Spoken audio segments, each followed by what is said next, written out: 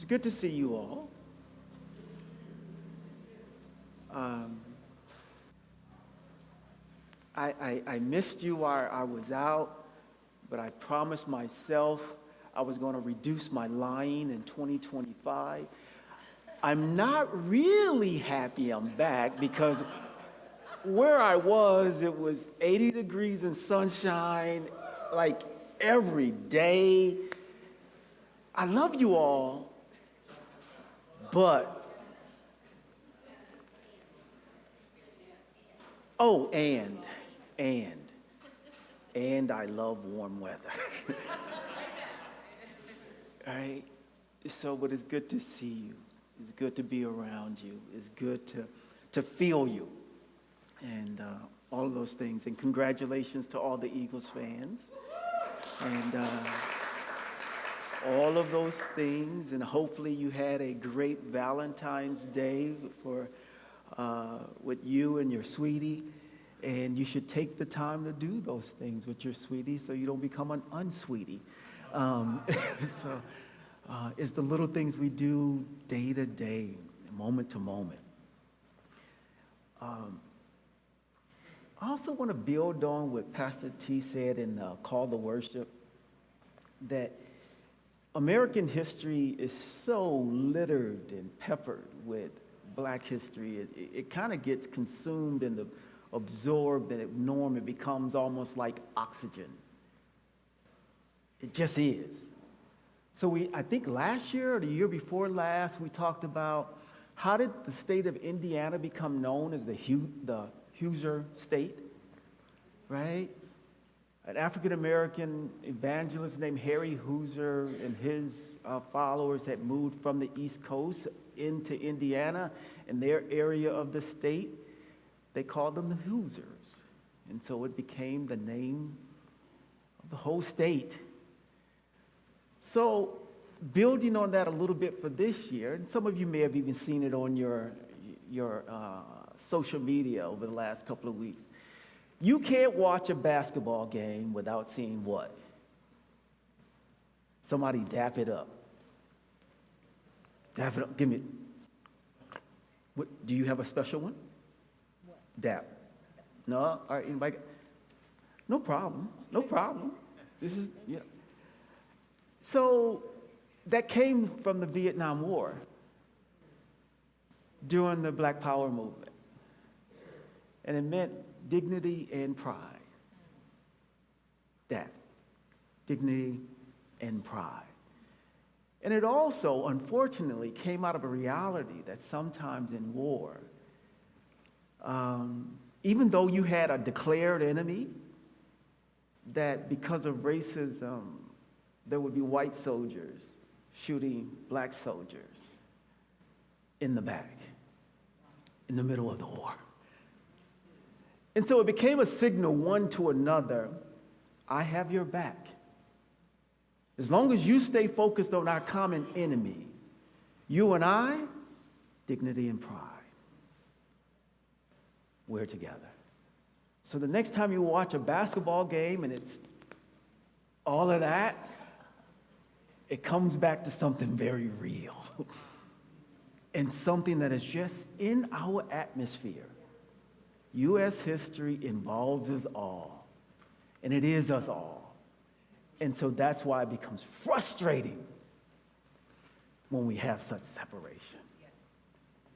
So frustrating when we share this earth and this country together.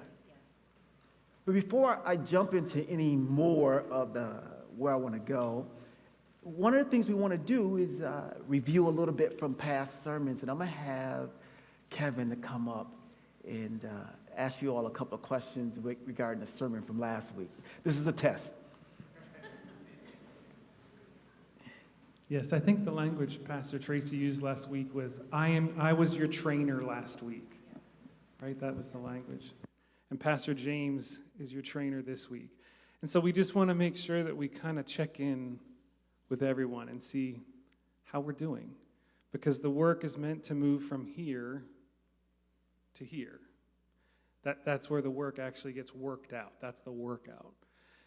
So last week, on talking about prayer, the exercise that I offered as a, hey, try this one out and see if this one fits you, or see how you can make it your own, was breath prayer. Prayer is simple, 2-sentence. You pray one part on the inhalation, you pray the other on the exhalation. You do it 2 or 3 times. And I just want to ask, how many of you had an experience this week in life or at work that was stressful? Me too. I think it was like Monday morning. I'm not. And I like had a minute where I was like, oh. And then I was like, take your own advice. Don't forget. And I took a minute right at my desk, closed my eyes, and did a breath prayer. The Lord is my shepherd. I have everything I need. The Lord is my shepherd. I have everything I need. The Lord is my shepherd. I have everything I need. Or a worship song would come on, and I would take that moment, and I would just take 2 simple phrases, and I would do one on the inhale and one on the exhale, and just do it 2 or 3 times. I did that multiple times this week. It's real simple. It's not like it's like some brilliant idea I had, I got it from someone else, But it's been something that's been very practical and helpful for me. And so this is your check-in. We all had experiences where we could use such a thing. Did anyone happen to try that exercise out? Yeah? Yeah. Did any of you take the opportunity to take a favorite verse or a verse that made sense for that context and be like, ooh, I'm going to try my hand at writing a breath prayer? Yeah. It can be so simple, but it can be really, really effective. So I invite all of us to continue to incorporate these exercises. They're going to build upon one another. We call it scaffolding. We're going to scaffold these ideas as you kind of build your own theologies and build your own practices around these ideas like worship and prayer and the others we're about to head into. But thanks. I appreciate your honesty and your candor, and I invite you to continue to incorporate these and the other exercises that we have. Thanks, Kevin. I have the honor to continue to walk with you, talk with you in this topic of prayer. And as all the previous speakers have taken various texts to share with you, different elements of prayer. And this is the problem with going later, because people have taken some of the good parts and you are left what's left. So, and it's a very, very common topic, right? When we talk about prayer, we're not talking about something new, right? I remember it being in college. In college, you get the opportunity to spend and talk to people of all different faiths and even no faith about things about religion, about God, about life, about you name it, and you just talk for hours. And I remember speaking with this one atheist one time, and we were going through or talking through a number of different topics, and we got on prayer, and I said, well, do you pray? I'm like, of course I pray. Sometimes on a weekend, I boldly go to the porcelain throne, kneel down, and I pray to the porcelain God. God, if you deliver me from this alcohol demon, I will not drink that much again. Right? So those in college, you've been in a dorm where people threw up everywhere, and they go to the toilet. This is their God. This is their throne. They throw up at the porcelain throne. And they said, I was delivered from that demon and I returned to health. And here I am today. So everybody prays. So what is our conversation? Our conversation is hopefully to get a little bit of an additional nuance, a little bit of additional depth. For what are we doing when we place our supplications to God, when we put our different requests to God, what's all going on here, and how do we see this topic? So I want to start or use the text of the Lord's Prayer. So I'm going to read for you Luke 11, 1 through 4, and Matthew 6, 9 through 13. They're very similar, but the context around them is a little bit different. Now, and so Luke 11, 1 through 4, it says this. Now it came to pass as he was praying in a certain place, when he ceased, that one of his disciples said to him, Lord, teach us to pray as John also taught his disciples. So he said to them, when you pray, say, Our Father in heaven, hallowed be your name. Your kingdom come, your will be done on earth as it is in heaven. Give us each day our daily bread, and forgive us our sins as we also forgive everyone who is indebted to us. And do not lead us into temptation, but deliver us from the evil one. Matthew 6, 9 through 13 says, In this manner, therefore, pray, Our Father in heaven, hallowed be your name, your kingdom come, your will be done on earth as it is in heaven. Give us this day our daily bread, and forgive us our debts as we forgive our debtors. And do not lead us into temptation, but deliver us from the evil one. For yours is the kingdom, and the power, and the glory forever. Amen. So these two texts are very similar in an explanation of how to pray. But when the author of both Luke and Matthew captured them, the context of which Jesus speaks is very different. It has a lot to it. So in Luke, the author follows up Jesus' statements with the ask-seek kind of analogy about being persistent, about sometimes, praying to God is like going to a friend, and the first time you go to them, that your friend kind of ignores you because it's inconvenient. But as you're persistent, you get an answer. You get your bread. You get what you asked for simply because of being persistent. But as many of you know in your lives, you've had some high-quality prayers about something that was really important, that you prayed for years,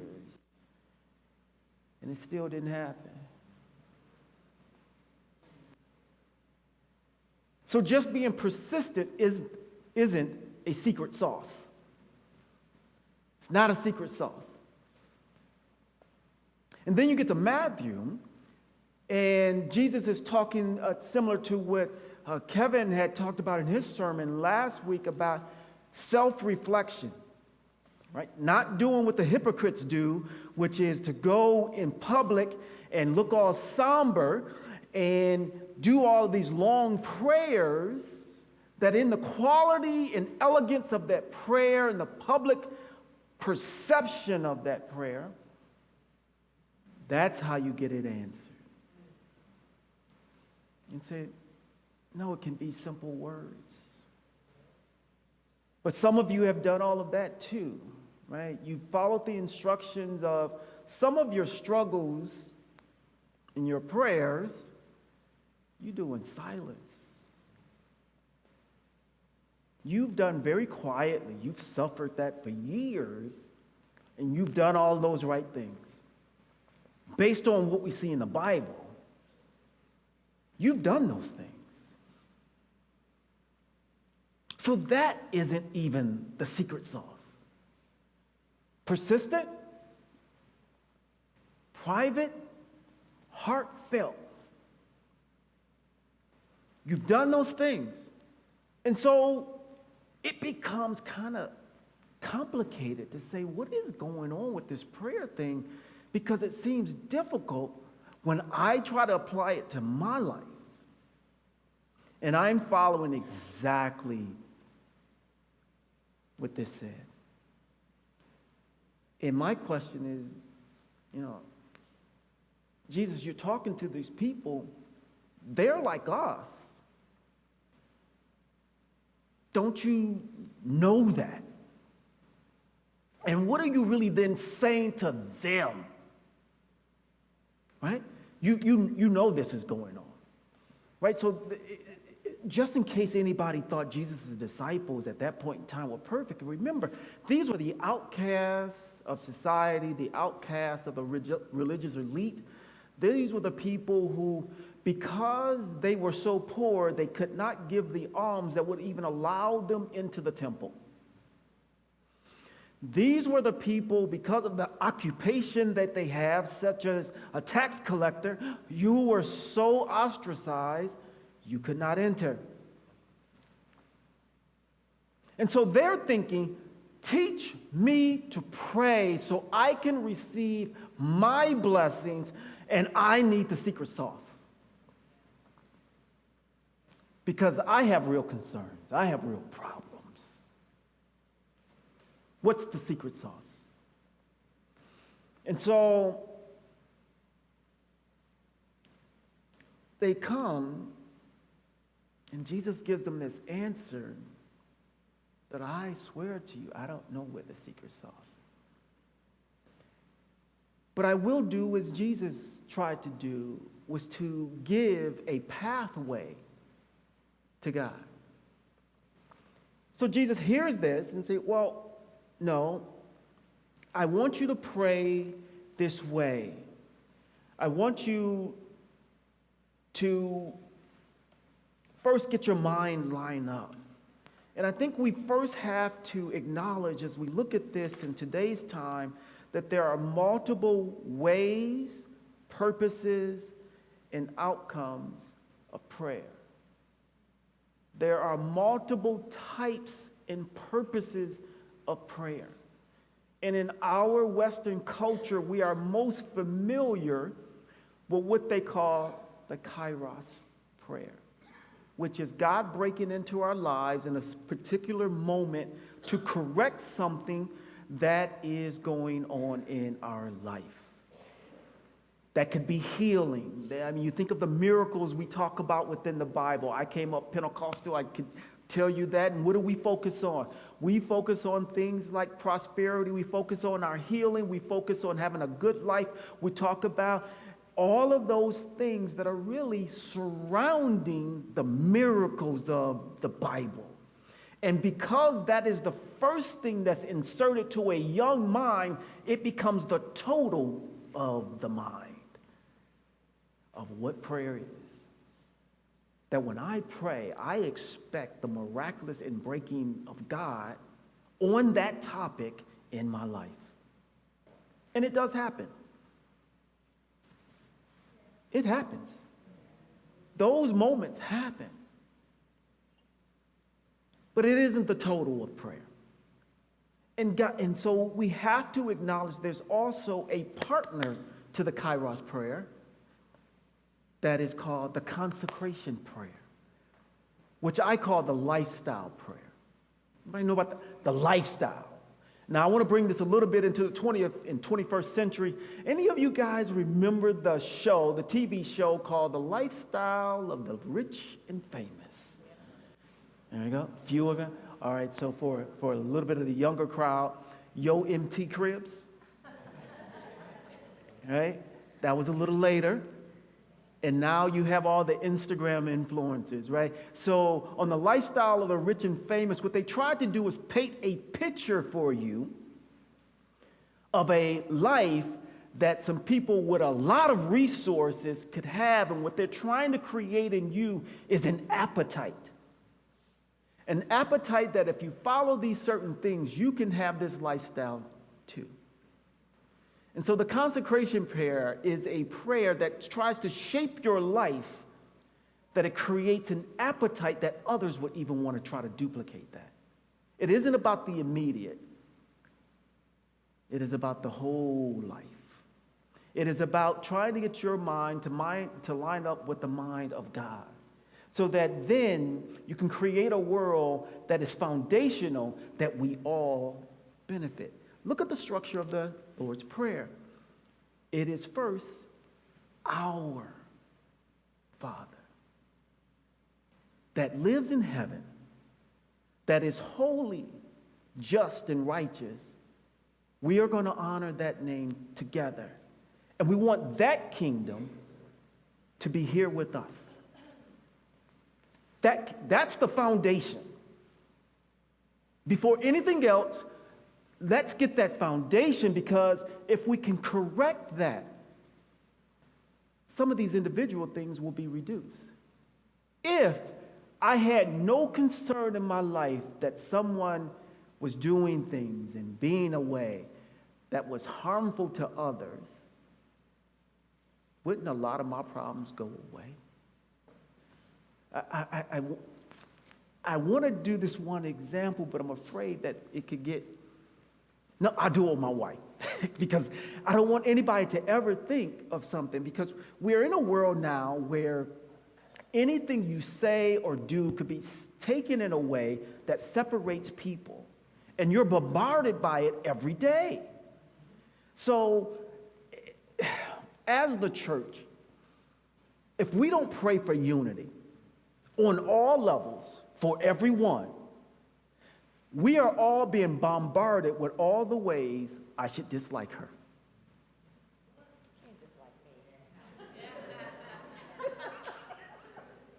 Am I wrong? Am I wrong? Because of what city she may be from. Because she's sassy. And now we got men being called sassy. We all are being bombarded daily with messages on how you are not like me, I am not like you, and because you are different, I should dislike you. Didn't you see what she did? Didn't you see what they said or what they have on? Didn't you see it? Oh, that's terrible. That's awful. You know what that means? That means, and they fill it in. And this person, my wife, she just living her life. She used to always say, I'm from the south side of Chicago. Mm-hmm. And I remember one day, I was like, you can go on back to south side. Right? But she was just showing her love for the city. It was not meant to offend me. So we constantly, in our prayer, it is our Father. Because these were the outcasts. So it is even a revolutionary moment for the outcasts to be considered a part of our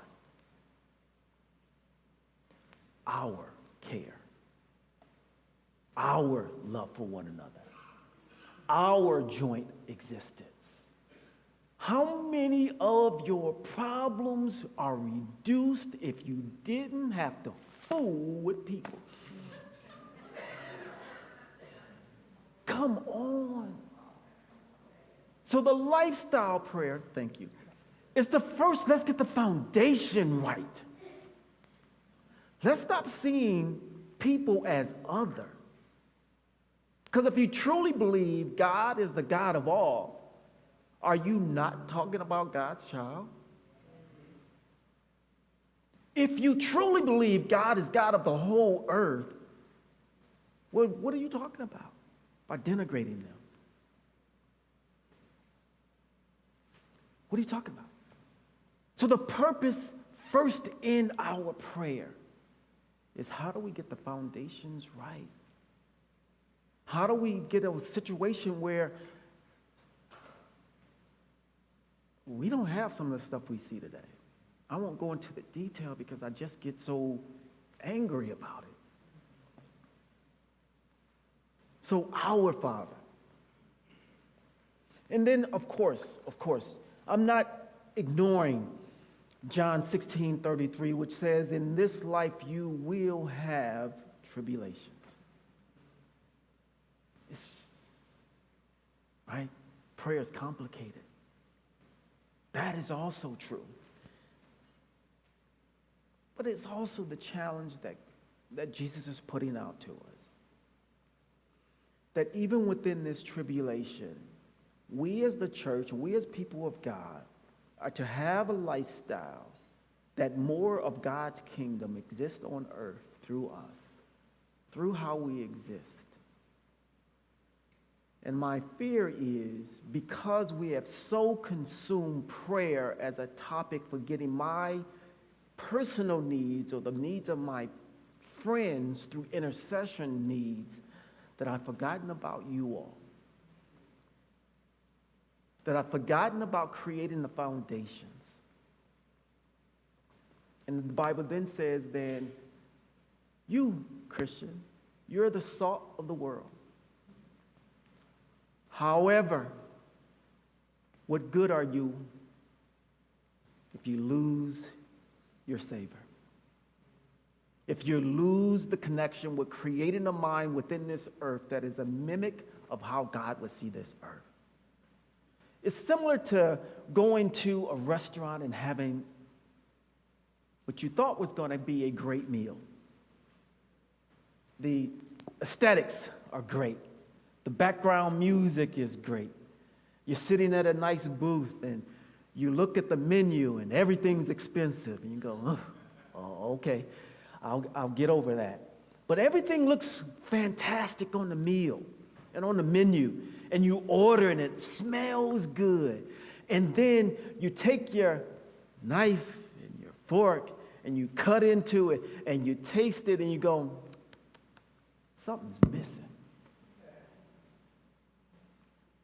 Something missing.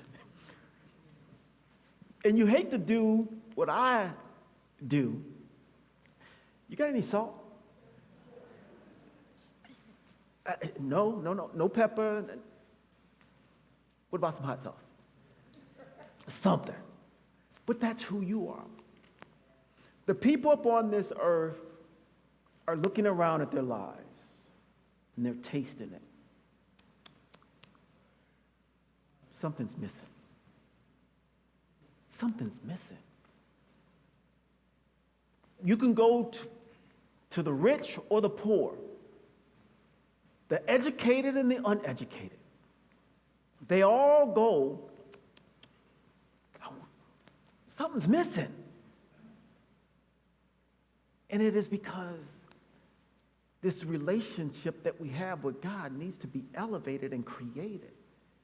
This is a missing piece that God has always created in all of us to have a foundational existence with God. That until you have established your foundational, daily, regular communication and alignment with God, you're always walking around going, there's more. And I think at that point we miss, as Christians here in the United States, our humble origins. That we were not powerful in society at our beginning. We were not welcome. We were not seen as dignified. All of that is now. But when we were humble, when we were this vagabond group of people with no authority and no power, people looked at us and what we did, what we said, what we believed, and what we professed, and how we welcomed in, and said, I want that. I want that. Have we given that up? Who's looking at you now and saying, I want that? Some of you individually, they want to be like you. I'm embarrassed sometimes what I see about Christianity. I am mortified when I see certain things from pastors. So my prayer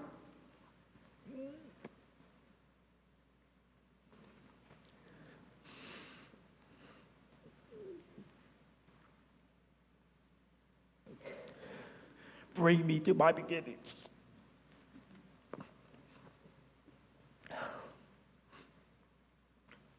My beginnings.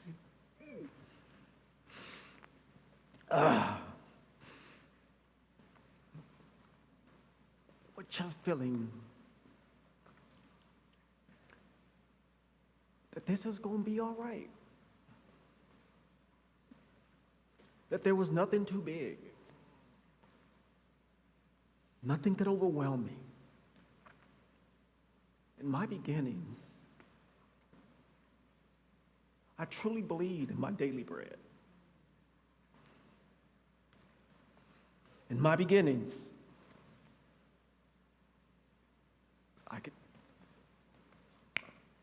I loved, cared for everything around me. In my beginnings, people wanted to know, how did I get that? I only knew comfort. I only knew protection. I only knew care. Why? I had praying parents.